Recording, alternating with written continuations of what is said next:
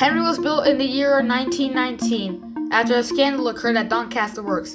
A rival builder stole rejected plans from Sir Nigel Gresley to build a locomotive from them. However, the locomotive in question had a small firebox, which didn't really fit it, since it made it a poor steamer. Wanting to get the hodgepodge engine off of their hands, they sold Henry to the highest bidder, which was Sir Topham Hatt. Sir Topham Hatt thought he was going to get a C1 Atlantic. However, he was swindled, and they instead delivered in Henry. Topham was skeptical at first, but decided to keep Henry on since he was in need of a new express engine after Edward had already retired. But Edward's a story for another day. However, Henry was very mixed.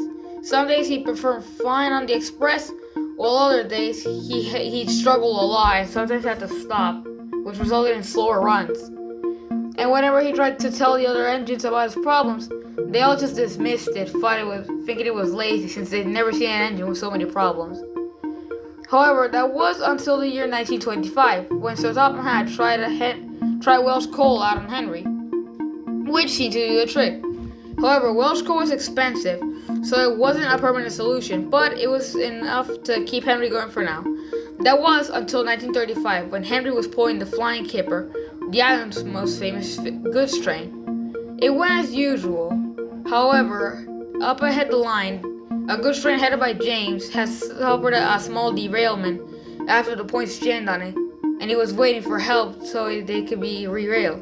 And unfortunately, Henry didn't see the wreckage in time, and it happened. Moments later, Henry woke up in a daze the next day, and it was the worst accident Henry had suffered from then. The crash ended up launching him off the track, and he ended up in a really bad state. The only way they could potentially even fix Henry so he could be back in service was a full overhaul. And since the Chromoscape Works couldn't do the overhauls by this point, Sir Topham Hatt arranged it for Henry to be transported to the LMS's main workshop at Crewe. So they would transport him, and to this day, no one knows what happened inside of Crewe Works. But then, Henry emerged from Crewe Works as a Stanier Black 5 instead of a failed Gresley locomotive. Now being fitted with a proper firebox and being a Stanier, and now being a much better design, Henry could finally show his worth on the express trains and now goods trains. Henry's story is a very captivating one, and one that shows that even through all the hardships, you should never give up and keep on trying. And that is the story of Henry the Green Engine.